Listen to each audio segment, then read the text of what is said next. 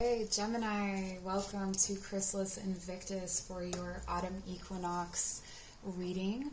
Autumn Equinox is a time when we start to see the world of our ancestors and spirits come up to the surface, where the underworld and the upper world start to reflect one another. It's this space between where we're able to contact loved ones and people or guides more clearly.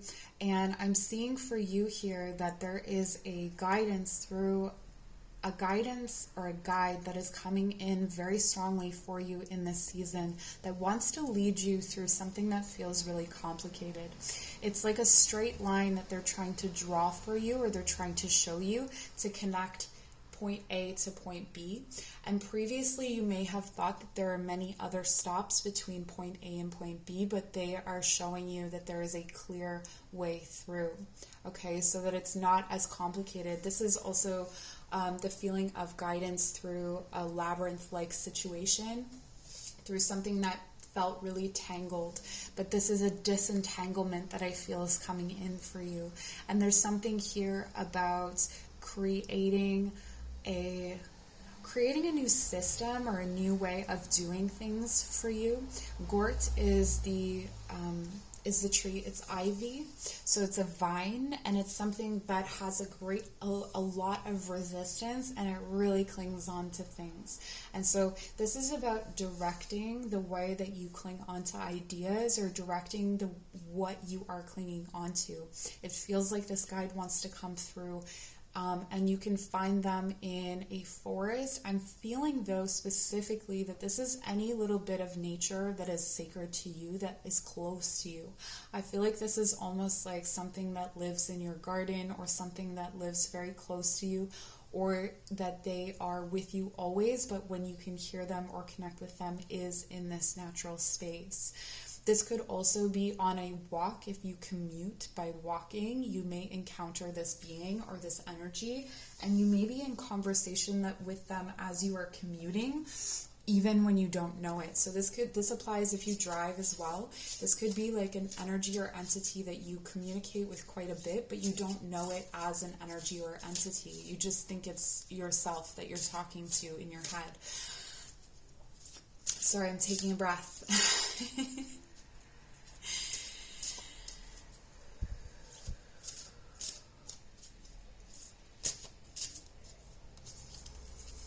This feels like it is an energy or a person who maybe, this could be a family guide, like someone that you knew in your life. So they could be coming up as a voice in your head where you think that you have had conversations with them in the past, perhaps, and they're giving you advice, but there could be fresh advice that they're giving you.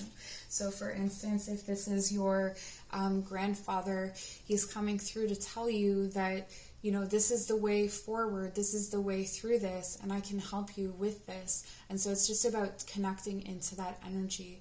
And as we come up to Samhain, creating an altar for that grandparent or whoever it is going to be really helpful.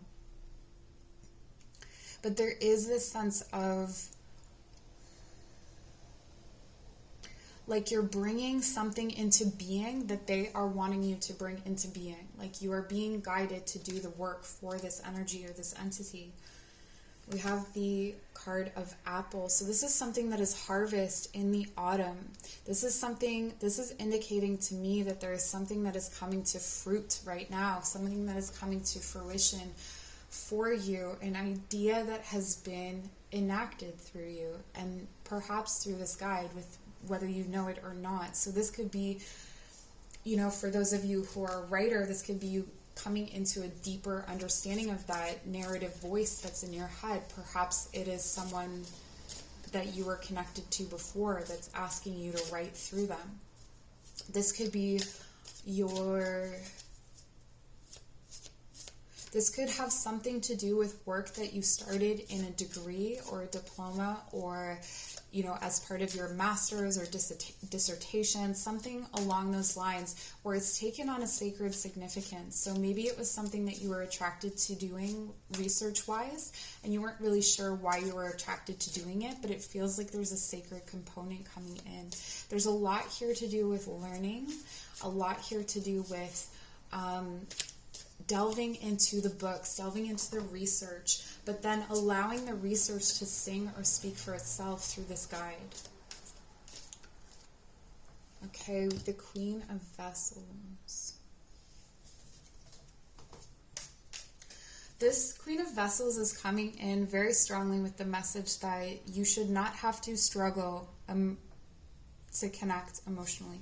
That there is, or with your intuition. So if something feels like it's really, really difficult to get a point across, or to communicate with someone, or to take that as a sign that maybe now it's time to press pause on that relationship or that situation, and try not to, if you feel like you have to argue your side too much, step back. And that may be difficult for you because you really want to be right, or you really want to push this forward. You're ruled by Mercury, right? So, and I'm a Virgo, and I understand that it can be really hard to take that step back and just be like, okay, you think you're right, even though you are very clearly wrong, and I'm going to take that step back because it's affecting you emotionally in a way that is draining the work that you need to have done right now. And so taking that out of strained emotional situations and putting it into your intuition and your work and your research. Wow, interesting. Okay, so we have the Knight of Stones here as well. This is a slow-moving process that's coming to fruition. This is something that you have worked on for a very long time. This could also be about something that you have tried to develop. An idea is very clearly not working out, and you don't want to let go of it. It's like you've written this paragraph about it, and you're very, very sure of it, and everything is just like you're digging your heels in. You don't want to let it go. But this is indicating that it would really serve you to let it go and to let it ride, and that you can reconnect with it later, that maybe there's more information that you need at this time, and relaxing your focus because it feels like you have so much focus on this thing. And again, it's like you're making it too complicated, and your guide wants to show you how to get there in a more direct way. We have the card of growth. The tallest oak tree once started as a seedling. Don't be afraid to start something new. I feel like this is what, maybe you've put a lot of time and energy into something, and, okay, this is the roundabout way that we're getting there. So you've put a lot of time and energy into something that you're being asked to give up. This could just be an aspect of something that you're meant to give up just for a time. Relax the focus, let it go, start to realign your focus, and then what you were looking at so intently before will start to become clearer as it's let go of it to get it back again, is what I'm feeling. I'm really getting the energy here that this is something that is going to ride out until it could be spring equinox. So we may be looking at a half-year cycle here. We have the card of the night. Find comfort in the night where the world switches off and stars burn bright. Some really reoccurring themes here in these readings. The nighttime is the best time to connect with your guide. However, it would be done, it's almost like you bring them home with you to reconnect with them at night.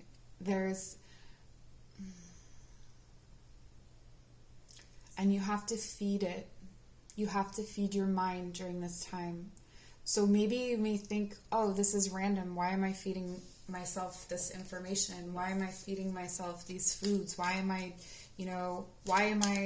all of a sudden feeling the impulse to run or to swim or to do this specific activity?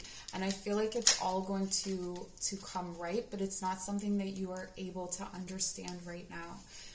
And that's okay. The Woodwife, trust your inner wisdom.